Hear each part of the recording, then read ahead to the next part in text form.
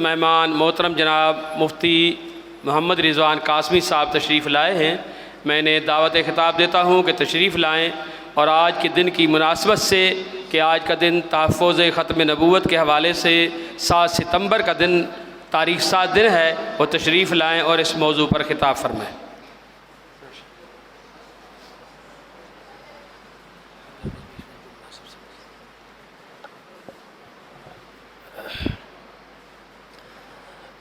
السلام علیکم ورحمۃ اللہ وبرکاتہ۔ الحمد للہ وحدہ والصلاة والسلام علی من لا نبی بعدہ، صاحب التاج والمعراج، سید الانس والجنات، محبوب رب الارض والسماوات، الذي اسمه مكتوب في الإنجيل والتوراة، أرسله الله تعالى بالحق بشيرا ونذيرا وداعيا إلى الله بإذنه وسراجا منيرا. أما بعد، فأعوذ بالله من الشيطان الرجيم. بسم الله الرحمن الرحيم. ما كان محمد أبا أحد من رجالكم ولكن رسول الله وخاتم النبيين وكان الله بكل شيء عليما. قال النبي صلى الله عليه وسلم: أنا حظكم من الأنبياء وأنتم حظي من الأمم. صدق اللہ وصدق رسولہ النبی الکریم. محمد مصطفیٰ کہیے، احمد مجتبیٰ کہیے، محمد مصطفیٰ کہیے، احمد مجتبیٰ کہیے، خدا کے بعد بس وہی ہے، پھر اس کے بعد کیا کہیے. شریعت کا ہے یہ اسرار کہ ختم الانبیاء کہیے، شریعت کا ہے یہ اسرار کہ ختم الانبیاء کہیے. محبت کا ہے یہ تقاضا کہ محبوب خدا کہیے. ان کا ذکر جب ہو دنیا سراپائے گوش بن جائے، ان کا ذکر جب ہو دنیا سراپائے گوش بن جائے. ان کا نام جب آئے مرحبا صلی علی کہیے. محمد کی نبوت نکتہ ہے نور وحدت کا، اسے ہی ابتدا کہیے، اسے ہی انتہا کہیے. میرے انتہائی واجب الاحترام حضرات اساتذہ کرام، عزیز طلباء،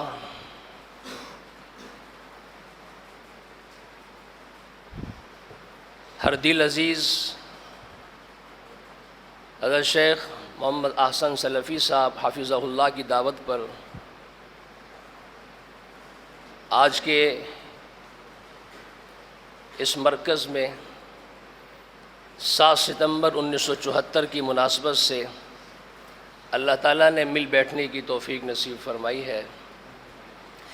میرا آپ کا اور پوری امت مسلمہ کا یہ ایمان، عقیدہ اور نظریہ ہے کہ میرے اور آپ کے نبی امام الانبیاء محمد مصطفیٰ احمد مجتبیٰ صلی اللہ علیہ وسلم اللہ رب العزت کے آخری نبی ہیں.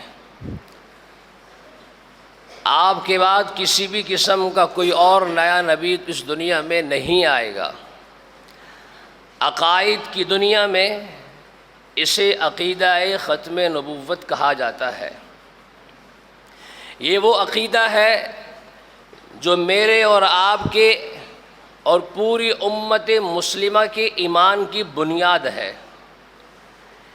جیسے عمارت دیواروں اور چھتوں پر نہیں ہوتی بلکہ بنیاد پر کھڑی ہوتی ہے، ہمارا سارا دین عقیدہ ختم نبوت کی وجہ سے آج موجود بھی ہے اور قیامت تک محفوظ بھی رہے گا۔ یہ عقیدہ جتنا مضبوط رہا، یہ عقیدہ جتنا مضبوط رہا، تر و تازہ رہا، تو میرے عزیز بھائیوں دین کی ساری عمارت مضبوط رہے گی۔ اور اس ایک عقیدے میں اگر لچک پیدا ہو گئی، عقیدہ ختم نبوت میں لچک پیدا ہو گئی، تو پھر یاد رکھیں جس نماز میں عقیدہ ختم نبوت نہ ہو اللہ کو اس نماز کی بھی ضرورت نہیں ہے۔ جس طواف میں نبی کی عزت و ناموس کا عقیدہ نہ ہو اللہ کو اس بیت اللہ کے طواف کی بھی ضرورت نہیں ہے۔ عطا اللہ شاہ بخاری رحمۃ اللہ علیہ فرمایا کرتے تھے لا الہ الا اللہ پڑھنے میں پہلے ہے، محمد رسول اللہ ماننے میں پہلے ہے۔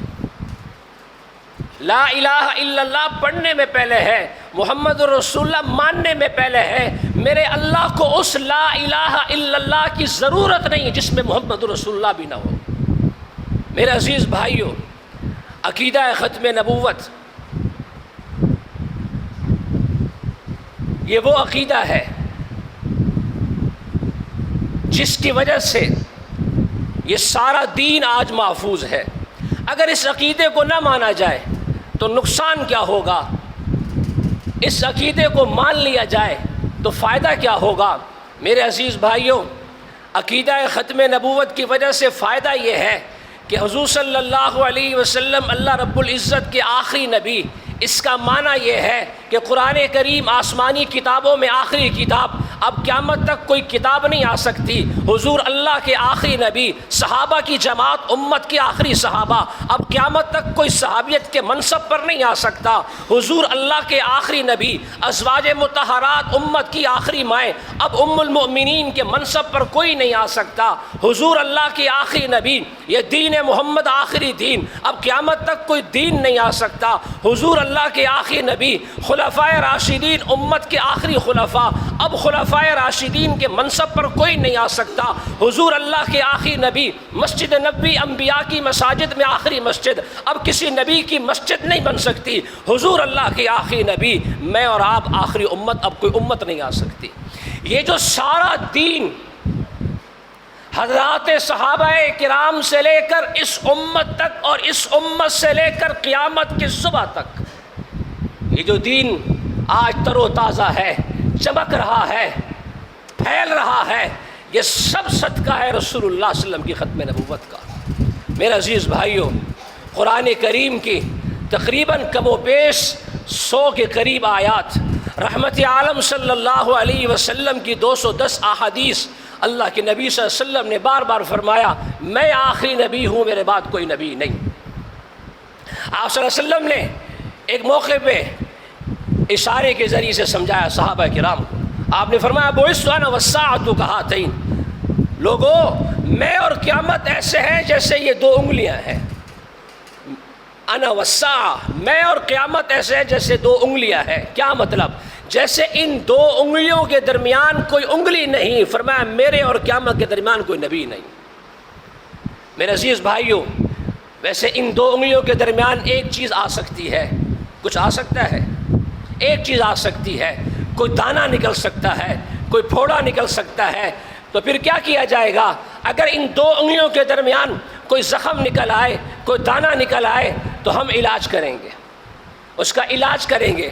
میں آپ سے پوچھتا ہوں علاج خود کریں گے یا ڈاکٹر صاحب کے پاس جائیں گے؟ ڈاکٹر صاحب کے پاس جائیں گے، خود علاج نہیں کریں گے۔ خود علاج کریں گے کام اور بگڑ جائے گا۔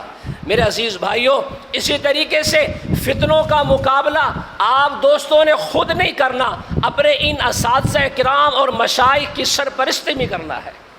جیسے دانے کا علاج خود نہیں کرتے، زخم کا علاج خود نہیں کرتے، ڈاکٹر کے پاس جاتے ہیں، ڈاکٹر سے رہنمائی لیتے ہیں۔ فتنوں کے مقابلے کے لیے بھی آپ نے اپنے اساتذہ کرام کی رہنمائی حاصل کرنی ہے، ورنہ یہاں دانہ خراب ہوگا وہاں عقیدہ اور ایمان خراب ہو جائے گا۔ اور پھر جتنے آپ کے اساتذہ آپ کی رہنمائی کریں آپ نے اتنی بات کرنی ہے۔ ڈاکٹر صاحب کہتے ہیں صبح 2 گولی کھانی ہے، شام کو بھی 2 گولی کھانی ہے، کوئی انسان بھی 6 گولیاں نہیں کھاتا صبح۔ تو آپ کے اساتذہ جتنا آپ کو بتائے آپ نے اتنی بات کرنی ہے۔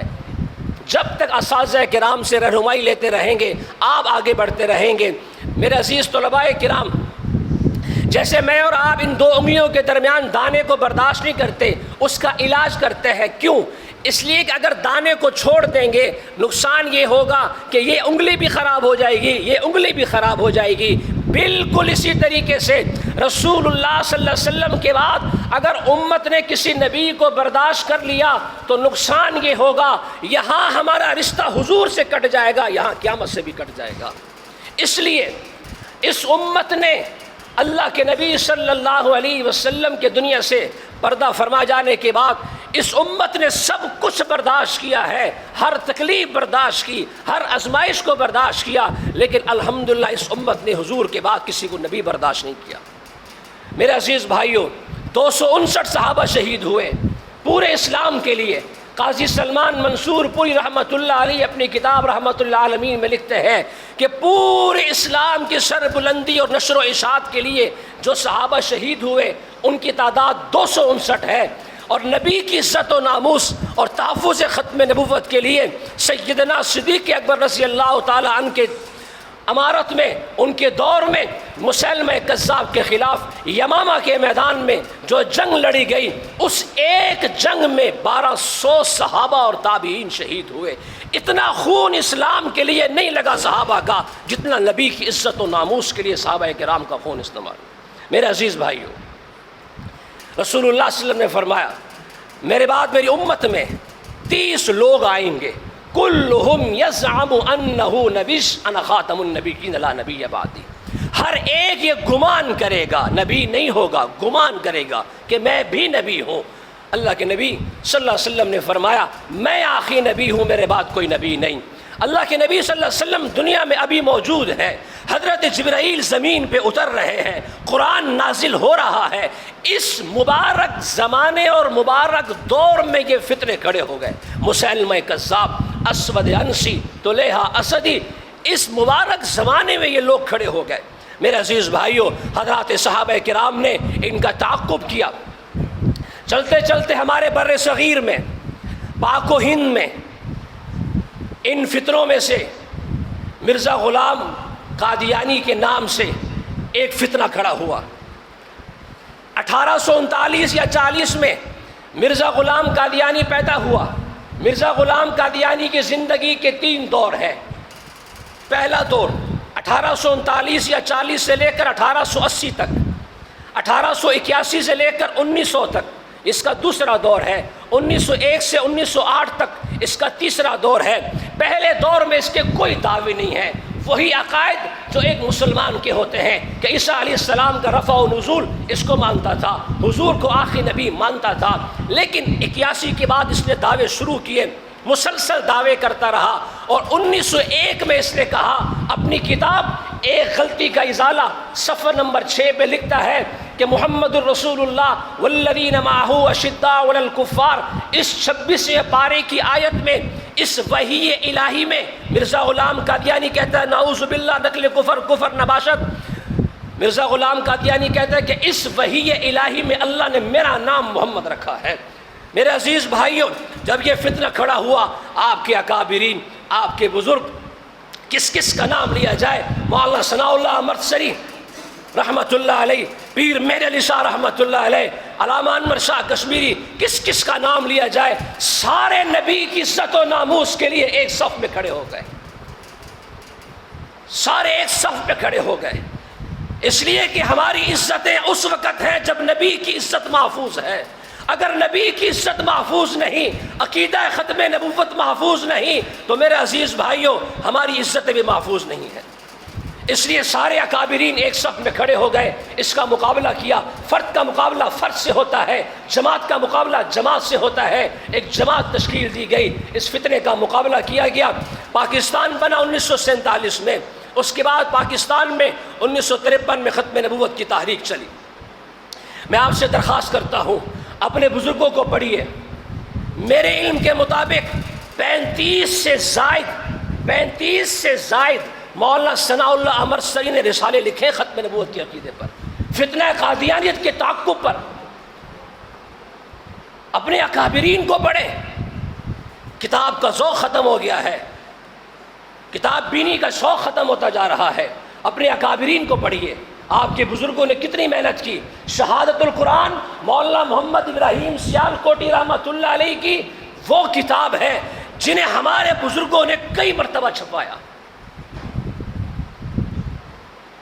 حیات عیسیٰ علیہ السلام کے موضوع پر بہترین کتاب ہے۔ میں آپ کو بتاتا چلوں، میں نے ایک مرتبہ شاہین ختم نبوت حضرت مولانا اللہ وسایہ صاحب دامت برکاتہم العالیہ سے میں نے پوچھا، استاد جی عیسیٰ علیہ السلام کے موضوع پر کون سی کتابیں دیکھنی چاہیے؟ مجھے 2 کتابیں بتائی، ایک فرمایا مولانا ادریس کانوی رحمۃ اللہ علیہ کی کتاب کو دیکھیں، اور دوسرا فرمایا شہادت القرآن کو بھی دیکھیں۔ میرے عزیز بھائیوں، میں آپ سے درخواست کرتا ہوں اپنے اکابرین کو پڑھیں، ان کی کتابوں کو دیکھیں۔ آپ کے اکابرین نے کس طریقے سے اس فتنے کا تعاقب کیا۔ 1953 میں ختم نبوت کی تحریک چلی، تمام اکابرین نے اس ختم نبوت کی تحریک میں فتنہ قادیانیت کا تعاقب کیا۔ پھر 29 مئی کو، وقت کم ہے، 29 مئی کو تحریک کا آغاز ہوا۔ مسلمان بچے نشتر میڈیکل کالج کے طلباء وہ سوات سے واپس آ رہے تھے، چناب نگر اسٹیشن پر، چناب نگر اس کا پہلا نام ربوہ تھا، 1974 کے بعد اس کا نام چناب نگر رکھا گیا۔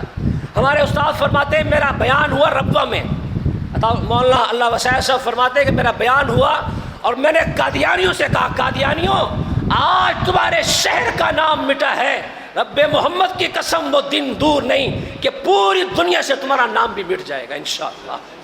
میرے عزیز بھائیوں، یہ تحریک چلی، اس اسٹیشن پر مسلمان بچوں کو قادیانیوں نے مارا، مسلمان بچے زخمی ہوئے، فیصل آباد پہنچے، تحریک چلی، تمام حضرات اکابرین لاہور میں جمع ہوئے، کمیٹی بنی، اس کمیٹی میں چند لوگوں کو ذمہ دار بنایا گیا۔ آپ کی اطلاع کے لیے عرض ہے کہ ان ذمہ داروں میں ہمارے وطن عزیز کے نامور خطیب، اور جن کے نام سے یہ ادارہ منسوب ہے، علامہ احسان الہی ظہیر شہید رحمۃ اللہ علیہ بھی، وہ بھی اس کمیٹی کے ممبر بنے، حالانکہ چوٹی کے پاکستان کے علماء تھے، انہیں بھی شامل کیا گیا۔ میرے عزیز بھائیوں، تحریک چلی، 29 مئی کو واقعہ پیش آیا، جون جولائی اگست 3 مہینے تک پورے پاکستان میں ریلیاں، جلسے، جلوس، ہوٹل بند، اسکول بند، فیکٹریاں بند، سب کچھ بند تھا۔ آپ کے اکابرین نے یہ عہد کر رکھا تھا کہ جان دے دیں گے، ہر قیمت پہ نبی کی عزت و ناموس کا تحفظ کریں گے۔ پھر آپ کے اکابرین نے تحفظ کر کے دکھایا۔ میرے عزیز بھائیوں، 7 ستمبر 1974 کو پاکستان کی پارلیمنٹ نے یہ فیصلہ کیا کہ مرزا غلام قادیانی اور اس کے ماننے والے مسلمان نہیں۔ آپ بھی بلند آواز سے کہہ دیں، مرزا غلام قادیانی اس کے ماننے والے مسلمان نہیں۔ میرے عزیز بھائیوں، یہ بل پیش ہوا۔ پھر 1984 میں ایک تحریک چلی تھی، سیالکوٹ کے ایک عالم دین کو اغوا کیا گیا، مولانا اسلم قریشی کو، ان کی اس میں تحریک چلی۔ جب یہ تحریک چلی تو صدر ضیاء الحق نے ایک آرڈیننس پاس کیا جس کو امتناع قادیانیت آرڈیننس کہتے ہیں۔ پاکستان کا قانون بنا کہ کوئی قادیانی شاعر اسلام استعمال نہیں کر سکتا۔ شاعر اسلام کیا ہے؟ کوئی قادیانی السلام علیکم کسی مسلمان کو نہیں کہہ سکتا، کوئی قادیانی اپنے گھر دکان پر بسم اللہ اور ماشاءاللہ کی پلیٹ نہیں لگا سکتا، یہ پاکستان کا قانون ہے، کسی مدرسے کا فتویٰ نہیں سنا رہا میں آپ کو۔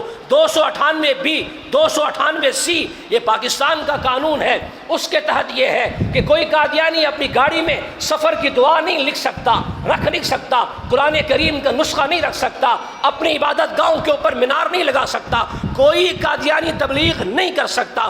یہ شاعر اسلام ہے، اگر کوئی قادیانی کرے گا اس کو کم از کم 3 سال کی قید ہے، جرمانہ بھی ہے۔ میرے عزیز بھائیوں، میری بات ختم۔ اب میں آخر میں درخواست کرتا ہوں، جو کچھ تھا ہمارے اکابرین نے کر دیا، ہم تو صرف ان کا پھل کھا رہے ہیں۔ ایک زمانہ تھا کہ قادیانیت کا نام لینا جرم تھا، جو شخص قادیانیت کا نام لیتا تھا اس کو سزا ہوتی تھی۔ اور میرے اللہ نے کتنا کرم فرمایا، آپ کے بزرگوں نے دن رات محنت کر کے، خون پسینہ ایک کر کے اتنی محنت کی کہ پاکستان کے پارلیمنٹ کے اندر کہا گیا کہ قادیانی کافر ہیں۔ ایک وقت تھا کہ سڑک پہ نہیں کہہ سکتے تھے، اور اللہ نے اتنا کرم فرمایا، آپ کے بزرگوں نے محنت کی، اب میدان آپ کے پاس ہے، اب میدان آپ کے حوالے ہے۔ یہ حضرات تو اپنا کام کر چکے، آپ دوستوں نے اپنی تعلیم کے ساتھ ساتھ اس عنوان پر بھی خاص طور پہ تیاری کرنی ہے۔ کیوں؟